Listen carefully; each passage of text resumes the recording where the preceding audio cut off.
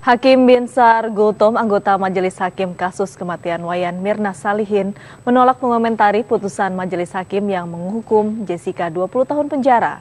Untuk menghindari polemik, Hakim Binsar menyarankan semua keberatan tim penasihat hukum disampaikan dalam memori banding. Apapun kekurangan dan kelebihan putusan itu, seperti kami sendiri tidak akan bisa lagi mengomentari itu. Tadi seperti yang dibilang Mbak, ini pro dan kontra pasti. Nah, jadi kalau banyak keberatan menurut Pak Oto atau tim penasihat hukum, semua komentar-komentar yang dia sampaikan itulah yang seharusnya dituangkan ke dalam memori banding, karena mereka katanya mau banding. Jadi tidak usah dia secara live memberikan komentar lagi secara terbuka ke publik, ya. Itu jadi mengundang berbagai polemik, dan itu seolah-olah ada pengadilan di luar pengadilan. Nanti semua orang jadi bingung. Nah, jadi seharusnya kalau memang mereka sudah mengatakan banding, sudah semua keberatan yang ada supaya disampaikan, ditulis di dalam memori banding nanti. Dia tidak usah berkomentar lagi deh di pers. Kita sudah cukup capek. Pemirsa, Jessica Kumala Wongso sudah divonis Majelis Hakim dengan hukuman 20 tahun penjara. Dan kita akan kembali dengan rekan Abraham Silaban yang akan berbincang dengan kuasa hukum Jessica, Otto Hasibuan. Abraham, apa tanggapan dari Otto Hasibuan sebagai kuasa hukum terkait vonis yang dijatuhkan oleh Majelis Hakim kepada kliennya? Ya, pemirsa, persidangan kasus kopi maut cyanida yang merupakan kasus yang begitu berkepanjangan yang kita ketahui bersama, sudah lebih dari 30 persidangan dijalani, nampaknya berujung anti klimaks bagi kuasa hukum, bagi penasihat hukum yang kerap kali kita saksikan di layar kaca, kerap kali kita saksikan di persidangan melakukan pembelaan terhadap terpidana Jessica Kumala Wongso yang versi Majelis Hakim sudah dibacakan oleh Majelis Hakim. Tadi kita dengarkan bersama bahwa terbukti secara sah dan meyakinkan melakukan pembunuhan secara berencana terhadap Wayan Mirna Salihin dan menjatuhkan pidana selama 20 tahun kurungan penjara. Nampaknya hal ini begitu mengejutkan. Ekspresi kekecewaan saya bisa lihat dari wajah kuasa hukum, Bang Otto Hasibuan. Bang, komentar Anda? Ya, saya kecewa, ya pasti, ya kan? Tetapi saya lebih kecewanya lagi bukan karena 20 tahunnya. Kenapa, Bang? Karena pertimbangannya hakim itu yang sangat tidak baik gitu. Baik, ya, kita ngomongin itu pertimbangan. Ya. Kita lihat begitu tebalnya tadi pertimbangan yang dibacakan. Start pukul 13 waktu Indonesia Barat. Pada akhirnya dibacakan pukul 17 waktu Indonesia Barat. Lebih dari 300 halaman. Satu pun tidak mengena bagian yang memberatkan pada klien Anda. Iya, kan begini. Hakim itu kan harus memberikan pertimbangan yang cukup. Ya, cukup dan memeriksa semua fakta-fakta persidangan. Coba ya, kita mengajukan ahli, ada 10 ahli kita ajukan. 3 saksi ada charge. Satu pun ahli kita itu tidak dipertimbangkan. Nah, seandainya dia tidak terima 10 ahli ini, boleh-boleh saja, hak dia kan. Tetapi harus dia berikan pertimbangan kenapa dia tidak mempertimbangkan itu. Jadi kalau dia mengatakan ada ahli 10, kami abaikan. Abaikannya kenapa harus disebutkan? Gitu loh. Itu yang saya lihat ini, makanya Jessica mengatakan bahwa hakim ini berpihak. Nah, dia bisa menerima ahli daripada jaksa, ya kan? Tanpa pertimbangan juga. Tapi dia mengabaikan juga ahli kami ini yang 10 ini tanpa pertimbangan. Nah, kalau begitu halnya untuk apa didengar di persidangan ini? Baik, gitu tapi loh. paling tidak kita memahami betul iya, saksi ahli juga dihadirkan dari pihak jaksa penuntut umum, Bang. Pertimbangan tentu saja diarahkan dan menguatkan kepada saksi ahli yang sudah boleh dia percaya kepada ahli penuntut umum. Tapi ketika dia tidak mempertimbangkan ahli kita, harus dia sebutkan alasannya. Nggak boleh, kami nggak percaya ini, nggak boleh. Dan Anda tidak melihat itu? Ya, itu kan nggak ada pertimbangannya gitu. Itu satu. Kedua, Yang saya lihat dia hakimnya tidak fair dan menyembunyikan fakta menurut saya adalah BB2 dipakai, BB5 dipakai, BB4 yang sudah kita tahu ini inti persoalan, ini nggak pernah dibicarakan oleh hakim. Termasuk tadi nggak ketika masuk, ya. pembacaan vonis. Iya kan gitu. Padahal inilah inti persoalan. Selama ini kan orang bertanya, kalau bukan Jessica siapa lagi? Kenapa? Karena mereka sudah punya asumsi bahwa Mirna mati karena cyanida. Padahal setelah kita bersidang, persoalan kita bukan itu. Apakah betul Mirna mati karena cyanida? Kan itu persoalan kita. Betul. Nah ternyata kita buktikan dalam persidangan. Berdasarkan buktinya jaksa, Laprim Polri mengatakan di dalam tubuh korban tidak ada cyanida. Jadi berarti dia bukan mati karena cyanida. Apa dikatakan hakim untuk menyatakan matinya korban karena cyanida? Hakim mengatakan matinya korban karena cyanida karena di dalam gelas ada kopi yang berisi cyanida jumlahnya sekian. Baik. Loh, bagi saya mau sekian ton di dalam gelas nggak ada urusan. Kalau itu ada di gelas harus ada di dalam tubuh Mirna dong. Pertanyaan besarnya bagaimana kemudian itu masuk dari gelas masuk ke dalam tubuh Ya, Mirna? kan dia bilang kan minum. Kan persoalannya kan begitu. Mirna katanya minum dari gelas yang Baik. katanya ada cyanida. Ternyata di dalam tubuh nggak ada. Sekarang saya mau tanya, kalau hari ini saya minum cyanida, ada nggak di perut saya? Ya pasti ada kan? Nggak. Itulah sebabnya ahli mengatakan saya nggak boleh abaikan fakta bahwa di dalam gelas itu ada cyanida. Oke, karena itu hasil lab krim. Tapi juga ahli mengatakan saya nggak bisa abaikan juga fakta bahwa di dalam lambung Mirna tidak ada cyanida. Oke? Nah, dua-duanya faktanya terus bagaimana jadinya? Baik. Nah, jadi solusinya adalah ahli mengatakan kemungkinannya hanya satu, yaitu bahwa cyanida itu mungkin dimasukkan setelah Mirna mati. Sebab kalau waktu hidup itu ada, pasti ada di dalam tubuh. Itu logika normal kok. Baik. Kalau kita pakai logika hakim tadi kan? Gitu. Baik, pertanyaan besarnya adalah bagaimana Anda mendebat pertimbangan majelis hakim dalam vonisnya bahwa yang menguasai, yang melakukan perencanaan pembunuhan bahkan menghabisi nyawa dari sahabatnya sendiri yaitu Wayan Mirna Salihin adalah klien Anda, Jessica Kumala Wongso. Nah justru itu, hakim kan sekarang ini sudah main tafsirkan. Kan tidak ada fakta yang melihat bahwa Jessica memasukkan sesuatu. Namun ada persesuaian, Bang. Persesuaian yang mana? Kan nggak ditunjukkan persesuaiannya itu. Gerakan di CCTV, Ya, kemudian yang makanya, mengurut minuman, CCTV ini kan kemudian pemeriksaan secara psikologis, gerak-gerik. Makanya, tadi juga tidak dipertimbangkan oleh hakim. Kami kan sudah katakan, CCTV ini tidak sah. Kenapa? Karena tidak ada aslinya. Dalam persidangan hakim mengatakan yang boleh dipakai dalam persidangan ini adalah hanya barang bukti yang asli. Padahal barang bukti CCTV bukan asli. Nah kenapa percaya pada CCTV? Iya kan? Jadi kalau dia tidak percaya pada CCTV atau kalau dia mau menerima CCTV sebagai alat bukti, bikin pertimbangannya.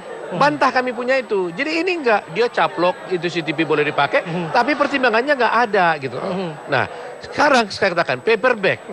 Dia bilang kutip paperback. Di mana ada itu paperback? Di dalam CCTV pun nggak ada. Yang ada itu CCTV yang dibuat oleh MNU sama Christopher. Padahal MNU dan Christopher tidak memberikan barang buktinya itu sebagai bukti di pengadilan. Nah, bagaimana kita bisa lihat itu nanti? Gitu loh. Itu menjadi persoalan kan? Nah, jadi lagi pula begini. Kalau Mirna bukan mati karena cyanida, bagaimana dikatakan dia sekiranya di dalam penguasaan dia lah gelas ini? Ya kan? Paling lama, oke? Bagaimana bisa dikatakan bahwa Mirna mati karena cyanida, padahal di tubuhnya tidak ada?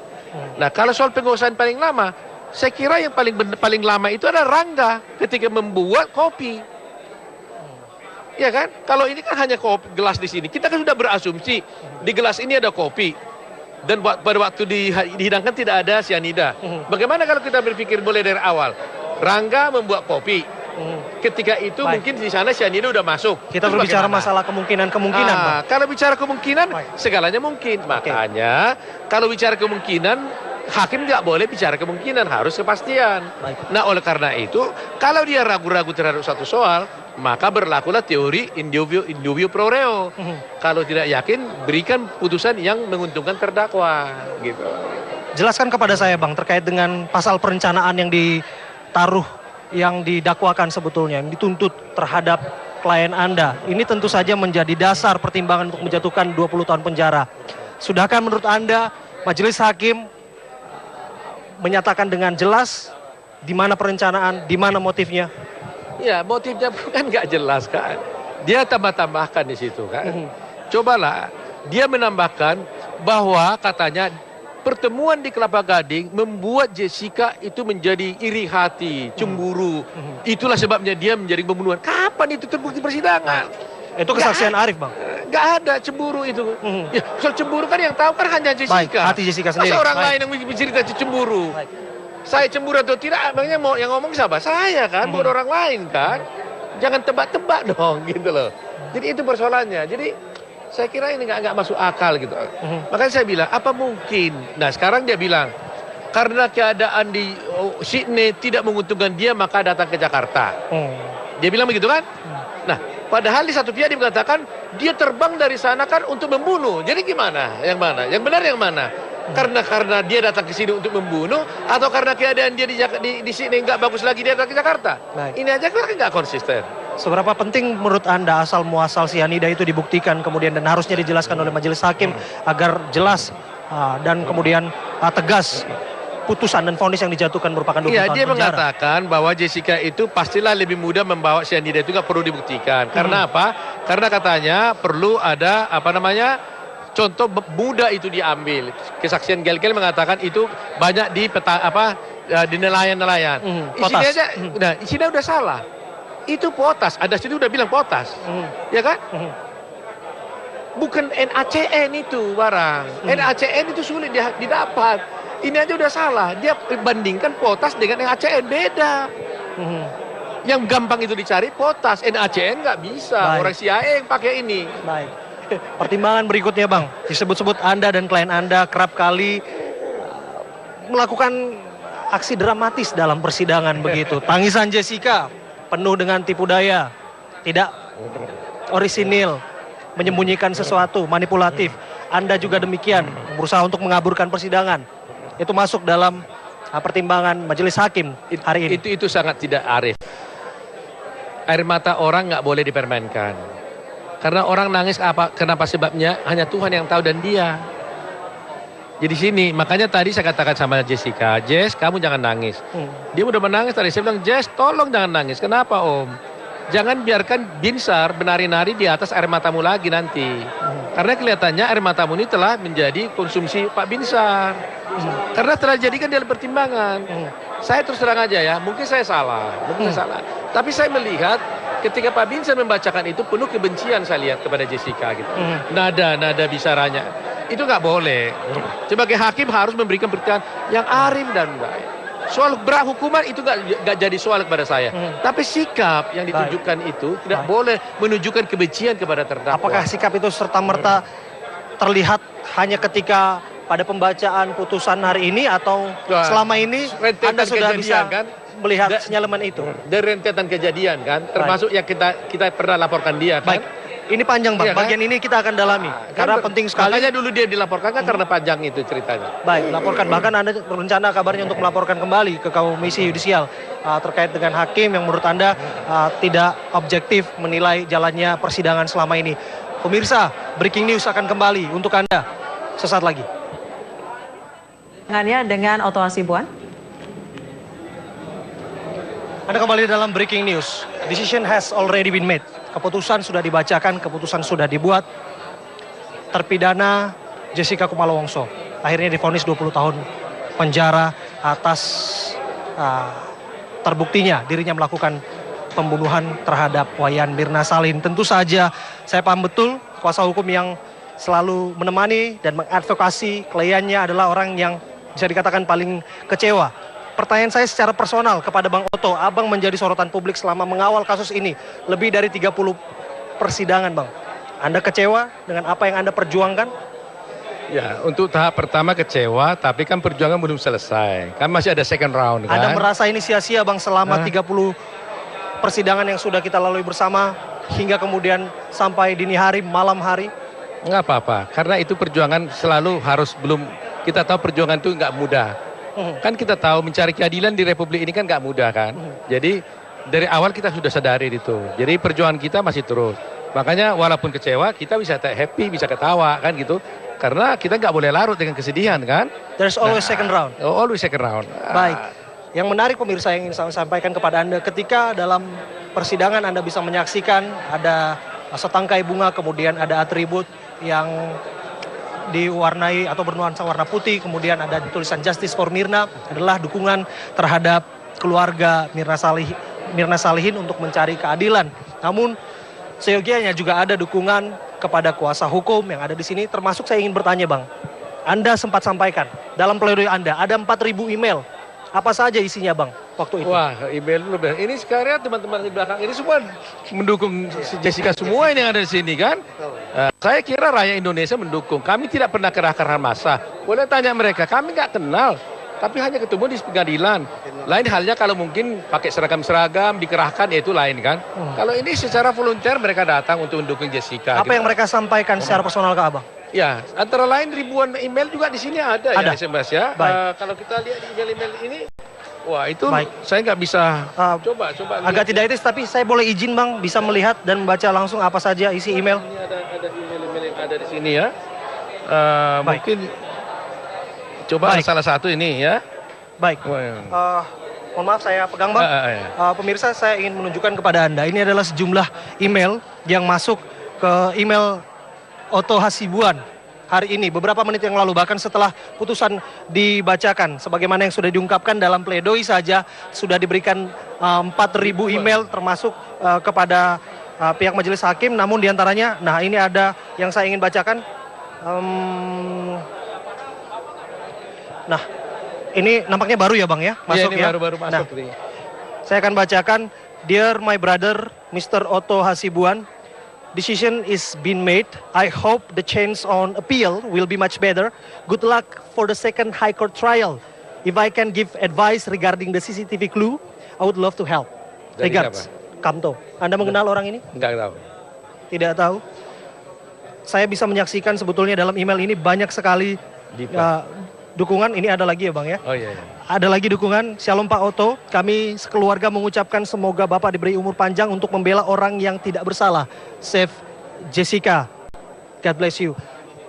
Apa yang kami sampaikan adalah berusaha untuk menjelaskan, pada akhirnya opini publik terbelah ketika mencari keadilan untuk Mirna sebagai seorang korban. Namun di sisi lain sebetulnya ada orang yang masih percaya bahwa Jessica tidak bersalah. Komentar Anda Bang Otto? Ya, saya kira wajar-wajar saja. Tapi saya yakin semua orang yang menonton televisi sidang-sidang ini, saya yakin semuanya itu pasti di pihak Jessica. Tapi orang-orang yang tidak pernah mengikuti sidang secara terus-menerus, hanya baca-baca online, ya itu pasti dia berpikir lain. Jadi kalau saya berpikir begini, saya dari awal persidangan saya sudah katakan, saya pun tidak mau berdosa. Ya, gara-gara hanya untuk membebaskan Jessica saya berdosa, nggak mau. Tapi saya hanya mau membela. Kalau memang betul-betul dia tidak bersalah, ya akan saya bela sampai kemanapun gitu. Dan sampai detik ketika putusan sudah dijatuhkan, usai putusan, Anda sempat berbincang juga dengan Jessica. Jessica masih bersikuku bahwa dia bukanlah pelaku tunggal ataupun otak dari kematian Wayan Mirna Salihin. Saya sedih tadi mendengar dia bilang, Om katanya, ini apa yang terjadi ini? Dia rupanya bingung juga apa yang terjadi. Saya bilang kamu dihukum, jadi kamu gimana, banding atau tidak? Ya seperti saya bilang kemarin, Om kalau satu hari pun saya dihukum, saya pasti banding. Terus dia bilang, kalau begitu saya kapan pulang? Hari ini saya boleh pulang nggak? Katanya. Aduh, saya air mata mau jatuh juga mau menjawabnya. Saya bilang enggak, nanti setelah kamu banding baru kita. Di berapa lama saya bisa pulang? Dia bilang, pakaian saya sudah saya siapkan untuk pulang. Karena dia yakin bahwa dia akan tidak bersalah. Jadi rupanya pakaian dia di penjara itu sudah disiapkan, mau dibagi-bagi sama teman-temannya. Ini baru ini Bang, bahwa pada akhirnya sebelum vonis dibacakan, Jessica begitu optimis, yakin bahwa dia akan bebas. Betul. Makanya dia bilang, jadi kalau begitu, kalau banding nanti saya pulang berapa lama lagi? Jadi dia nggak pernah pikir menang atau kalah. Pokoknya kalau banding itu kapan saya pulang. Jadi karena dia nggak merasa bersalah, merasa bersalah gitu. Jadi itu yang saya betul-betul menyedihkan. Apalagi tadi dengan pertimbangan dari hakim yang saya kira ya terlalu tendensius ya, sangat tidak baik ya. Saya katakan kalau soal 20 tahun ya udah, itu kan udah dituntut 20 tahun kita harus ready ya kan. Tapi betul-betul saya tidak menyangka pertimbangan setendensius itu. Itu yang saya sangat sesalkan pada majelis lah. Baik, Anda sudah sebutkan tadi, there's only second round. Anda sudah nyatakan tadi akan banding. Ya. Apa persiapannya Bang? Ya tentu kita akan berjuang lagi, mempersiapkan semua bukti-bukti hukum yang lebih baik lagi, ya kan? Akan mengupas bahwa apa yang dilakukan oleh hakim itu tidak lengkap. Kita akan buatlah yang terbaik lah untuk Jessica lah. Baik, sudah disebutkan tadi soal tendensius. Apakah dengan demikian Anda akan berupaya untuk melaporkan hakim yang menurut Anda tendensius tidak objektif dalam jalannya persidangan ini ke Komisi Yudisial? Dulu kan dia sudah pernah dilaporkan dan saya kira janji polisi Komisi Yudisial bilang dia tidak diproses selama perkara ini berjalan. Takut nanti kalau diproses mengganggu persidangan. Jadi saya kira laporan kita itu masih on di sana kan. Otomatis nanti setelah persidangan ini pasti Komisi Yudisial akan bisa menjalankan itu. Pertanyaan terakhir saya, Bang, seberapa optimis Anda ronde kedua akan berpihak kepada Anda? Saya tetap optimis ya. Kalau saya tidak optimis saya nggak mau banding. Untuk apa? Sia-sia dong, ya kan? Justru kita banding karena kita optimis gitu. Ya, Kami gitu. sebagai media yang akan mengawasi itu, Bang, kita akan lihat bersama-sama jalannya proses yang tentu saja akan berlanjut ke tingkat yang lebih tinggi. Terima kasih, Bang Otto Hasibuan sudah berbincang bersama kami di Pengadilan Negeri Jakarta Pusat. Demikian yang dapat kami kabarkan dari Pengadilan Negeri Jakarta Pusat. Kami kembalikan ke studio. Baik, terima kasih Abraham Silaban melaporkan langsung dari Pengadilan Negeri Jakarta Pusat. Dan pemirsa, selain sidang vonis Jessica Kumala Wongso di Pengadilan Negeri Jakarta Selatan, juga berlangsung sidang pra-peradilan Ketua DPD.